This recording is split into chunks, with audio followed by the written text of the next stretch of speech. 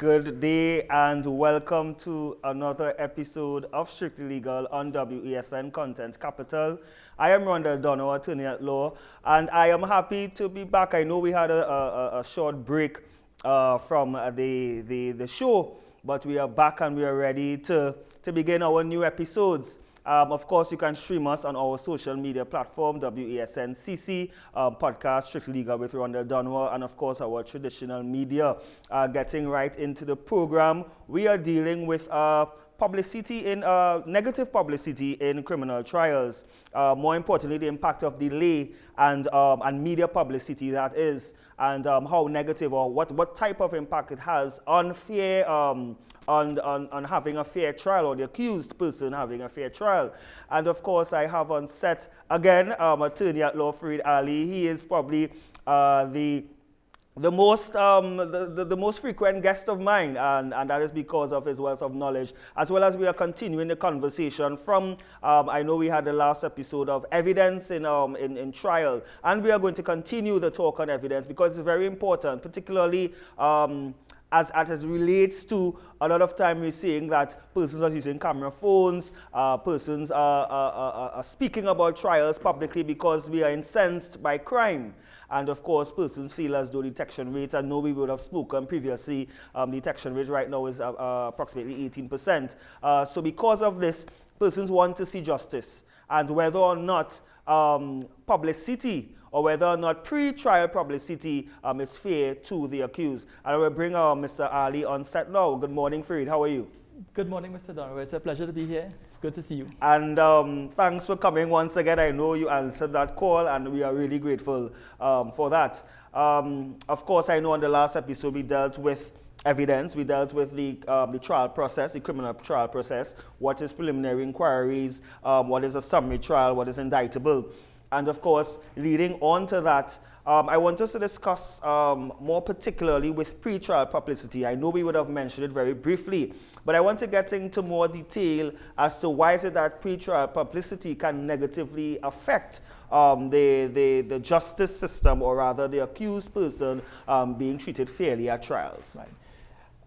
If we were to consider the Constitution of Trinidad and Tobago, the Constitution of Trinidad and Tobago speaks under Section 4 of one's right to a fair trial and a fair hearing. That is captured essentially in Section 5, subsection 2F of the Constitution, which speaks to every accused person, everyone who is before the court. That individual is entitled to a fair trial, a fair hearing, and they are also entitled to the presumption of innocence. The presumption of innocence is simply this. When you come before the court will treat you as an individual, an accused person, as somebody who is innocent until the evidence proves you otherwise, or proves you guilty. Indeed. So the thing with pre-trial publicity, when it is you have these what we may call high-profile cases, we have serious criminal matters that the public may have an interest in. If we look back into our history, we have a very colorful history in this country where persons were brought before the court who had a reputation before they were actually charged for the particular offense for which they're answering. Some prime examples of that would be the Yasin Abubakar. He was projectively the leader of the Muslimin. Yeah. And in 1990, there was an attempted coup. So by the time he gets the trial, for whatever matter, that reputation of being the leader of the Muslimin movement, that precedes him. One of the most notorious ones and the more popular ones in this country would have been the one that is associated with Nanki Sin Budram, the person who is commonly referred to as Dolce D. In 1994, there was a very popular, very famous criminal case born out of the fact that it was alleged, and I am saying it is alleged because we're taking it in the context of the matter hasn't started. It was eventually ruled against Chedi. The court ruled that he was guilty in terms of the jury found him guilty. But Chedi had an issue with the fairness of a trial in Trinidad and Tobago. His reputation as a known drug leader and as a known conspirator in terms of criminality and persons who were involved in the drug trade never really allowed for him to be viewed in the eyes of the public as somebody who is capable of any good. So the issue that arose in his trial process was simple. He is saying that he could never get a fair trial in Trinidad and Tobago because the persons and citizens of this country view him in a very negative light. What transpired out of that is the newsprint in this country carried a number of editorials highlighting what they consider to be his disreputable conduct and things that he was associated with in his mind that were untrue. Yeah. So that really touches the heart of pre-trial publicity. What was carried in some of the newspapers and the articles reflect, and I'm just giving you a very, very brief outline. It said, one article carried that top US diplomat in Coke scam, and this was carried on the front page of the TNT Mirror in September 1994. Some of the other things that were carried in the Sunday Mirror was he was a convicted drug dealer. Telephone calls were made from a cellular phone from his cells, calling hits on other persons. So though he was the subject of this particular trial, he was arrested on occasions before, and every time he was arrested, the witnesses in the matters who were offering evidence against him would disappear. Let's take a pin. But can't the media now argue, of course, freedom of the press to inform the citizens as their charter states? The Director of Public Prosecutions has a role to play in every criminal trial. Yes. He has a dual function. His function is not just to carry the evidence in a courtroom and lay the evidence before the court, but his function is also to make some input in ensuring that the streams of justice isn't polluted and isn't contaminated by the work of the media. In other words, the balance between freedom of the press being able to carry certain things and say certain things concerning the editorial around their story. The Director of Public Prosecutions, can step into that arena and write to the media houses, get involved in terms of inform the media that you can only carry so much, and to be very, very careful about what you put in newsprint, because when readers out there read about what the media is telegraphing to them, or they listen to what they're hearing on social media, or they listen to what is being said, they begin to relive and to exist within the narrative that is being carried. So the balance that has to be carried is whether the director should get involved before the trial starts and try to constrain what is put into the public space concerning an individual or the facts of a matter. That is why it is very often lawyers are said not to try your case in the media, not to go out there and start representing the interests of your client, offering information that amounts nearly evidence. And you're leading your evidence through newsprint and through social media and through the YouTube and television and books and any form of streaming. Yes. So the director could simply call out on the attorney and said, listen, this matter is before the court. You should not be carrying any storyline, reading any byline. And it was ruled that balance between that balance in order to achieve fair play between freedom of the press and the role of the DPP to control what comes into public space must be established very early. However, what we got in the Dole Shady matter, what happened in that is very simple. There was the Babulal family, 4 persons met their demise. The story simply carried forward indicated that Dole Shady called a hit on the Babulal family. Yeah. Gunmen turned up at his house, 8 gunmen, and having turned up at the family's home, there were 2 persons who turned state witnesses, Clint Huggins and Levi Morris. And we know what happened. Both of those individuals turned state witnesses, and they offered evidence for the prosecution against the Gang of 8. And what evolved out of that situation is that they were saying that Dole Shady organized the entire episode. He was the conspirator. He's the one who planned the episode. And the men turned up in those days in 1994 with two 38 guns, 244 and 2 9mm. Now in modern times that's jokey weapons, but it was serious weapons in that context. Mm-hmm. Now, simply put, the Shady's defense team involving senior counsel Frank Solomon and Desmond Alum, they offered to the court that there should be a stay of prosecution. A stay of prosecution is where the trial process should be stopped, because we cannot get anybody willing to stand before this court in terms of jurors who are willing to put their lives at risk, given the fact that there has been rumors that everyone or most witnesses who have offered evidence against this man in the past met their demise, and it was alleged that he was responsible. So what the courts of Trinidad and Tobago, the judiciary did, is they set up a court in the Northwestern Peninsula in Chaguaramas. Separate witnesses were airlifted into the courtroom situation, and the trial process began. This began somewhere in around July 1996. There was a verdict by September, but the process to vet the jurors was an extensive process. Amendment had to be done to the Jury Act, because many jurors expressed qualms about being able to offer themselves and to be unbiased.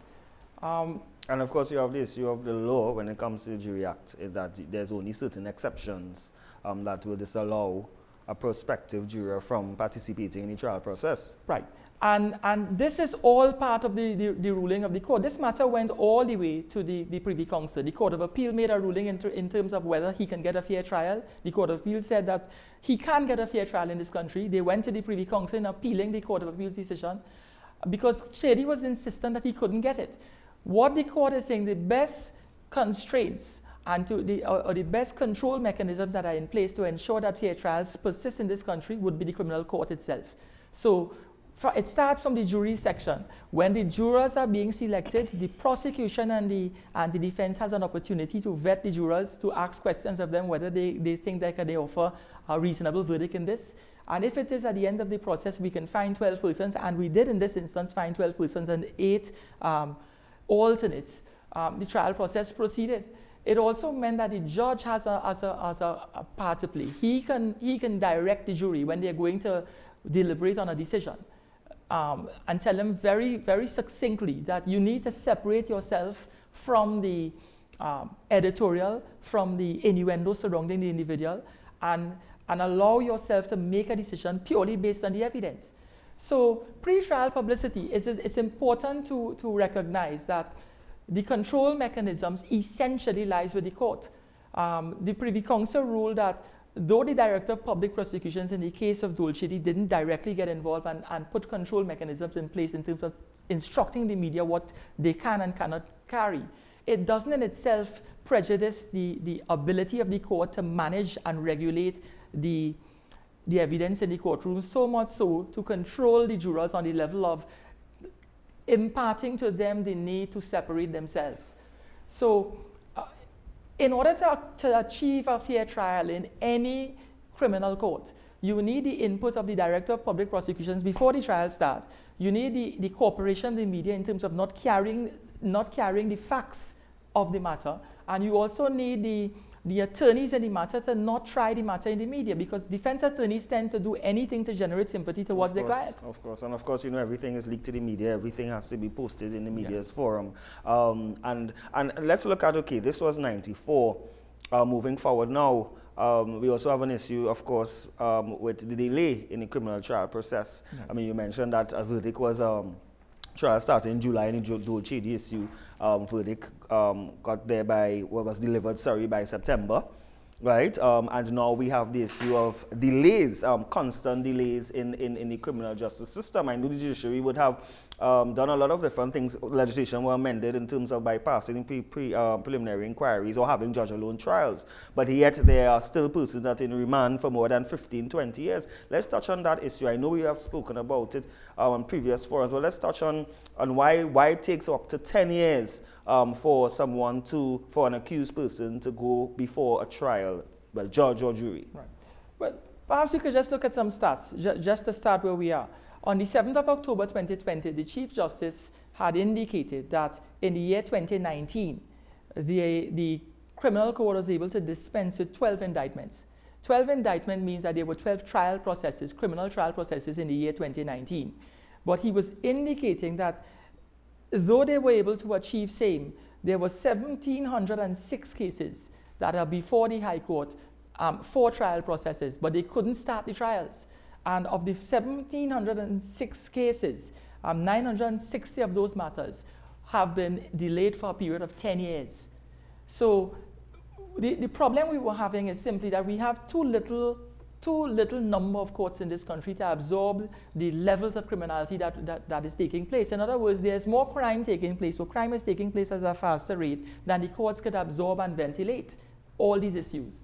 So in dealing with delays in the justice system, what one needs to understand is that the court itself could only do so much. With the introduction of the criminal procedure rules, the introduction of the judge alone trials, these are mechanisms that the court has taken to eliminate the need for lengthy trials. When you have juries making decisions in a matter, they are arbiters of fact, they're determining a person's innocence or guilt.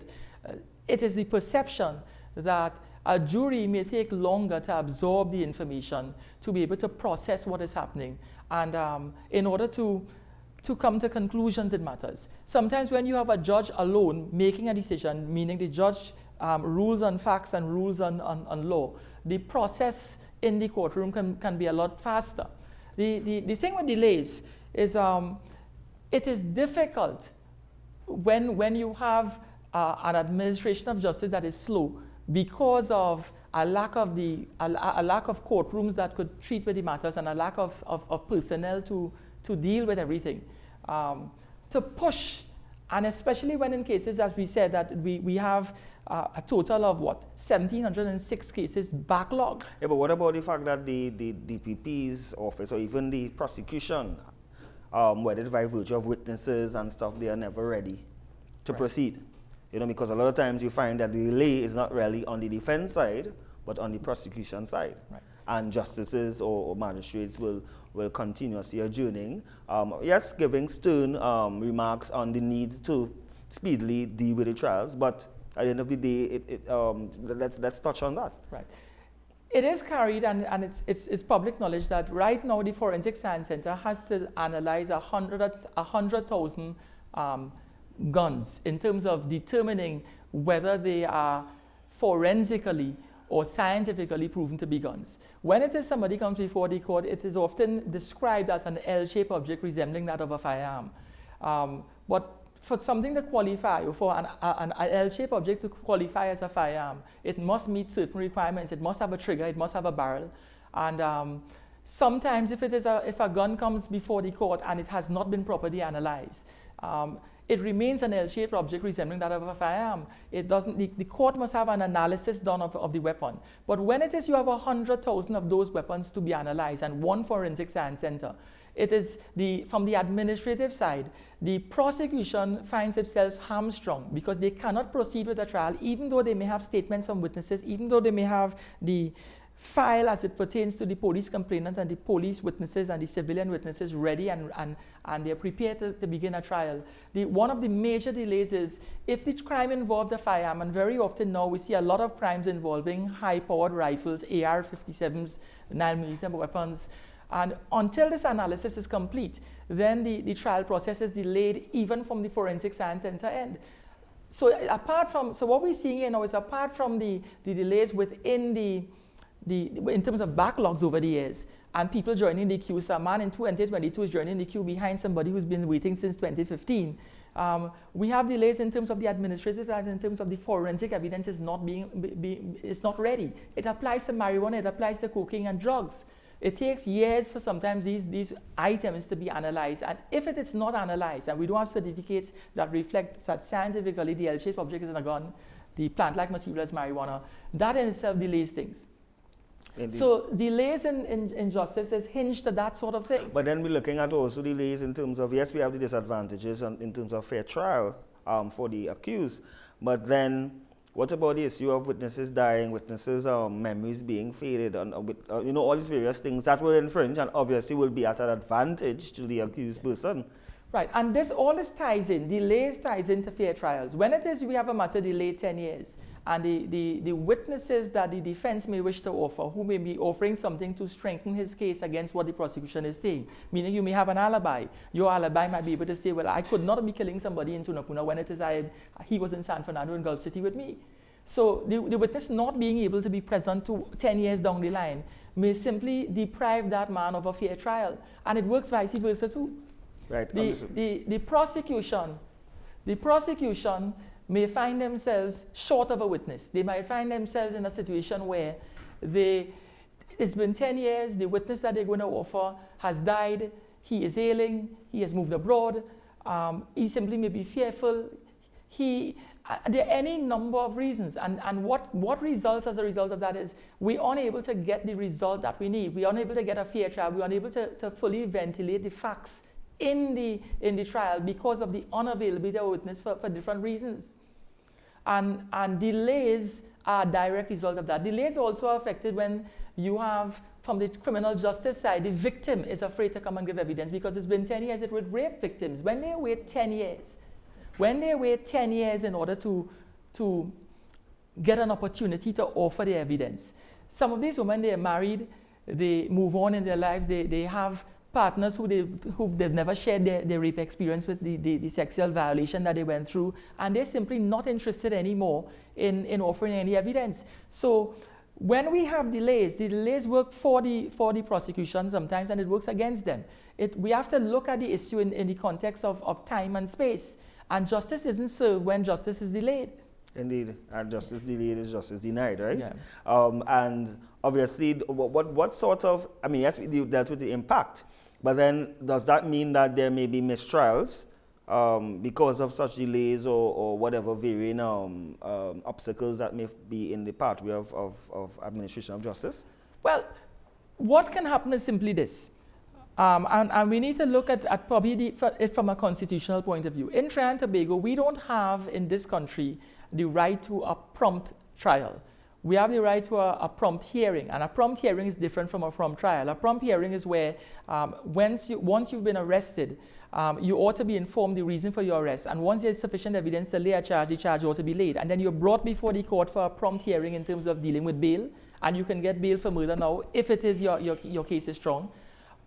And however, in Canada, one has a right to not just a prompt hearing, but a prompt trial. We don't have in our constitution any provision that speaks to having a prompt trial process. So the trial process may be delayed simply because of all the other administrative difficulties. The court doesn't feel forced or prompted to start a criminal trial. There's another angle in the delay, Rondell. When we have preliminary inquiries, and the preliminary inquiry may take 2 years to begin, very often accused can't afford a private attorney. They have to turn to legal aid. That process of appointing an attorney by way of legal aid is not a simple process. We know it's likely. When it is you retain a private attorney now, the private attorney may be inundated with other matters. He may want to start the matter. He can't start it because he's busy doing 4 and 5 trials. By the time we get to the trial process, we could have situations where there are mistrials simply because the trial process has begun, witnesses are available, but in the offering of the evidence, witnesses' memory fade. They say they can't recall the statement that they gave 10 years before. They can't recall the details of the statement. They step out of the line of the statement and they're giving information contrary to what is in their statement. So it really stifles the criminal process. It stifles the criminal justice process. It stifles the wheels of justice.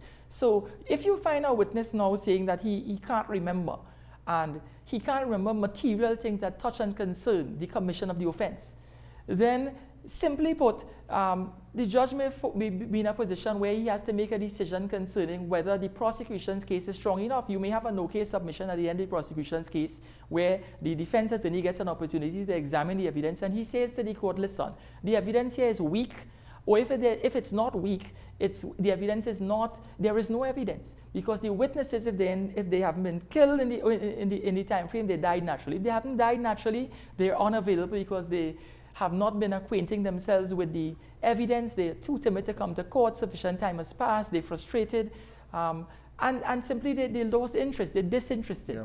And you can't really force someone's memory. So criminal trials are frustrated all the time. And let's change the discussion to the notion of joint enterprise. Right. We have heard it. I mean, I know obviously lawyers know what it is, but in terms of a layman explanation, give us what is exactly is a joint enterprise in the context of criminal law. Right. Well, let's look at very briefly the Pennywise situation. That very popular situation in the minds of everyone. Yeah. In as much as the matter is potentially before the court, there are areas that we can touch on. That offense that allegedly took place, right? In terms of the context of what is carried in the media. What it clearly reflects is there were more than one persons involved. 4 persons met their demise. Those 4 persons were alleged to be involved in the actual robbery. They were responsible for the death of 2 security officers and the injury to a third. Had they survived and had they been held, then they possibly may be looking at a murder charge and an attempted murder charge on the person that survived. Unfortunately for them, they're in another place. They've met their demise, but there was a survivor. The survivor, his vehicle was involved in the commission of the offense, a Nissan X-Trail. The investigation that followed simply reflected that he became a person of interest. A person of interest is not a suspect. A person of interest is somebody who may have questions to answer in relation to what has happened. Your vehicle was found to be involved.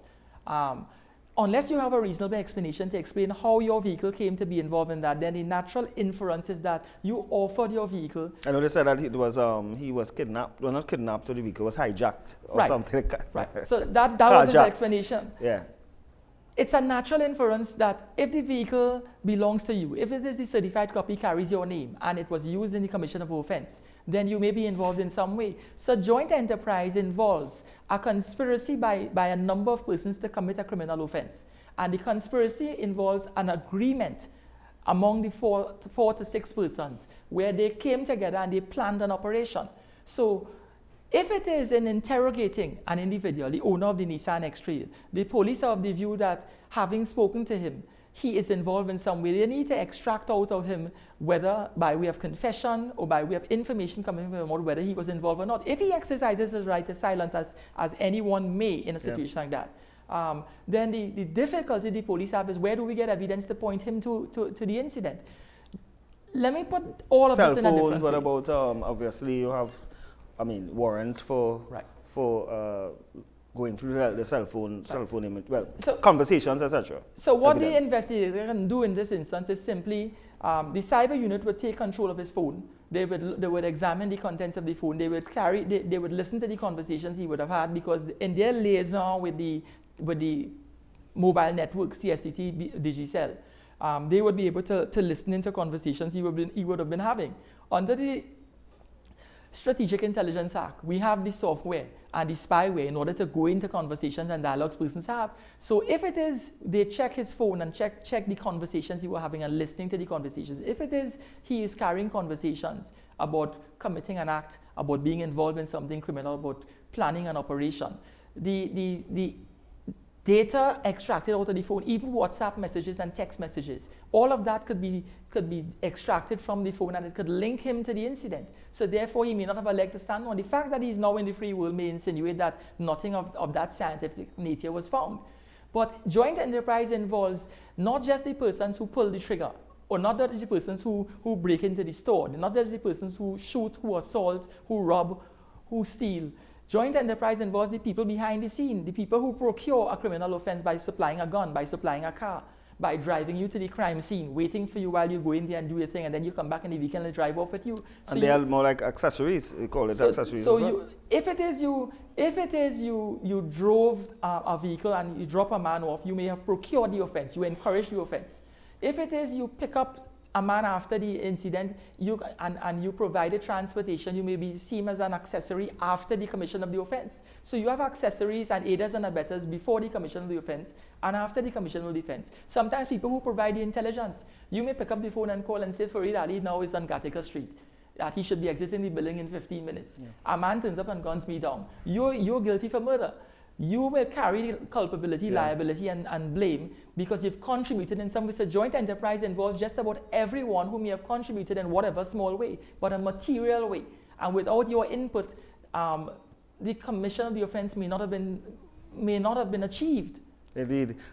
Farid, it's always good to have you here. It's always good to hear your knowledge and also your interpretation of the law, but unfortunately we're out of time again. Yeah. But I want to thank you for coming on this set and explaining that in very much details, and I'm sure our audience will be appreciative. So thank you so much, Farid Ali. It's a pleasure to be here. Indeed. Guys, it's a wrap. You have been watching Strictly Legal on WESN Content Capital with my guest, Mr. Farid Ali, attorney at law. Of course, you can stream us as well, and you can't watch our replays.